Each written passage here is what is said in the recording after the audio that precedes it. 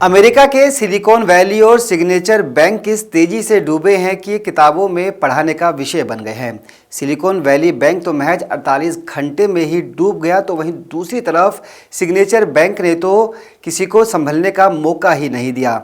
लोगों के अरबों रुपए इन दोनों बैंकों में फंसे हुए हैं। आपको बता दें कि अमेरिका के बैंकिंग इतिहास में ये दोनों बैंक उस घटना के साथ शुमार हो गए हैं जो 2008 में मंदी की तरफ पूरी दुनिया को ले गए थे। उस दौरान अमेरिका में सबसे पहले वॉशिंगटन म्यूचुअल्स में एक बड़ी गिरावट आई थी, जिसके बाद पूरी दुनिया धीरे धीरे मंदी की चपेट में आ गई थी।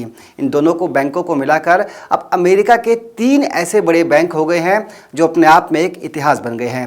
लेकिन इसके साथ ही कुछ सवाल लोगों के जेहन में अब दौड़ने लगे हैं। पहला सवाल तो ये है कि क्या इन बैंकों में जिस तरह का रिसेशन आया, जिस तरह की मंदी या जिस तरह की यहाँ पे तालाबंदी हुई, उसके बाद क्या 2008 में आई मंदी की आहट एक बार फिर से इन बैंकों के जरिए सुनाई दे रही है। इसके साथ साथ जिन लोगों का पैसा बैंकों में फंसा हुआ है उन्हें पैसा वापस कब तक मिलेगा, साथ ही अगर भारत में भी इस तरह के हालात बने तो क्या लोगों का पैसा बैंक में सुरक्षित है, लोग बैंकों से अपना पैसा निकाल पाएंगे और अगर निकाल पाएंगे तो कितना। नमस्कार, स्वागत है आपका नवोदय टाइम्स पंजाब केसरी में और मैं हूं मुकेश गुप्ता। 2008 में आई मंदी के बाद अब अमेरिका के 2 बड़े बैंक जिस तरह से क्रैश हुए, उसके बाद लोगों के मन में बैंकिंग सेक्टर को लेकर कई सवाल उठ रहे हैं। बैंकों में जमा अपनी पूंजी को लेकर लोग तरह तरह के कयास लगा रहे हैं। हालांकि भारत में फिलहाल दूर दूर तक इस तरह का कोई खतरा नहीं है, लेकिन लोगों के मन में सवाल जरूर हैं और इन्हीं सवालों का निपटारा हम करेंगे। आइए देखें खास पेशकश। आपको बता दें कि 10 मार्च को सिलिकॉन वैली बैंक के डूबने के बाद पैनिक फैल गया था और लोगों के मन में आशंका थी कि उनका पैसा डूब गया है। लेकिन फेडरल डिपॉजिट इंश्योरेंस कॉरपोरेशन यानी कि FDIC ने लोगों को भरोसा दिलाया कि डिपॉजिटर्स का पैसा पूरी तरह से सुरक्षित रहेगा और वो 13 मार्च से अपना जमा पैसा बैंक से निकाल सकते हैं। देश के बैंकिंग सिस्टम में जनता का भरोसा बनाए रखने और अमेरिकी अर्थव्यवस्था को मजबूती देने के उद्देश्य से खुद बाइडेन प्रशासन को आगे आना पड़ा। बाइडेन प्रशासन ने साफ कहा कि 13 मार्च यानी कि सोमवार से डिपॉजिटर्स अपना पैसा बैंक से ले सकते हैं या फिर वो बैंक में अपनी ट्रांजैक्शन जारी रख सकते हैं। आपको बता दें कि FDIC के नियमों के तहत अमेरिका में डिपॉजिटर्स को बैंक के डूबने की स्थिति में बैंक से $2.5 लाख तक का इंश्योरेंस मिलता है।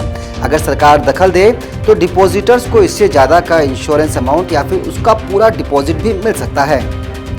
$2.5 लाख तक के अमाउंट पर गारंटी खुद FDIC देता है। ऐसे में आप समझ सकते हैं कि अमेरिका के दोनों बैंकों के डूब जाने के बावजूद डिपॉजिटर्स का पैसा पूरी तरह से नहीं डूबा है और सरकार ने लोगों से वायदा किया है कि किसी का भी नुकसान नहीं होने दिया जाएगा। अब सवाल ये उठता है कि अगर भारत में भविष्य में इस तरह का किसी बैंक पर संकट आया तो क्या लोगों के सामने भी इसी तरह के ऑप्शंस होंगे? क्या लोगों का पैसा बैंकों में सुरक्षित रहेगा? क्या यहाँ भी सरकार आगे आकर लोगों के धन की हिफाजत की जिम्मेदारी लेगी? तो आइए आपको विस्तार से अब वो भी समझाते हैं। आपको बता दें कि अमेरिका की तरह भारत में भी डिपॉजिट इंश्योरेंस का नियम लागू है। डिपॉजिट इंश्योरेंस एक तरीके से बैंक में जमा पैसे पर इंश्योरेंस कवर होता है, यानी कि आपको आपके बैंक में जमा रकम का इंश्योरेंस कराने का विकल्प मिलता है ताकि बैंक के डूबने या फिर आपका पैसा फंसने की स्थिति में आपको उस रकम पर एक निश्चित अमाउंट वापस मिल सके, यानी किसी संकट में आपका पूरा पैसा ना डूब जाए, आप कुछ हद तक रकम को रिकवर कर सकें। अलग अलग देशों में इसके लिए अलग अलग संस्थाएं काम करती है। भारत में इस व्यवस्था को 1962 में लॉन्च किया गया था। The deposit insurance and credit guarantee corporation, जिसे DICGC भी कहते हैं, जो भारत में ये नियम लागू करवाती है और आपके डिपॉजिट मनी को सुरक्षा देती है।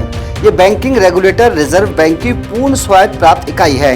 बैंक के डिफॉल्ट या बंद होने के बाद डिपॉजिटर्स को इस बात का इंतजार नहीं करना होगा कि बैंक लिक्विडेशन प्रोसेस में जाए, तब वो अपना पैसा क्लेम कर सकते हैं। अगर कोई बैंक मोरेटोरियम में है तो भी डिपॉजिटर DICGC एक्ट के तहत अपना पैसा क्लेम कर सकता है।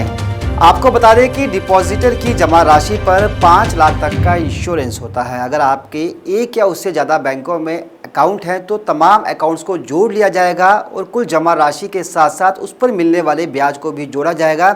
जो तय रकम 5 लाख तक के इंश्योरेंस को कवर करेगी वही रकम आपको दे दी जाएगी।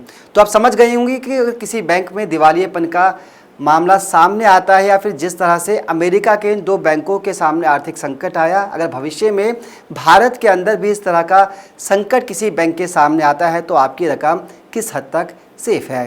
फिलहाल इस पेशकश में इतना ही। मुझे दीजिए इजाज़त। नमस्कार।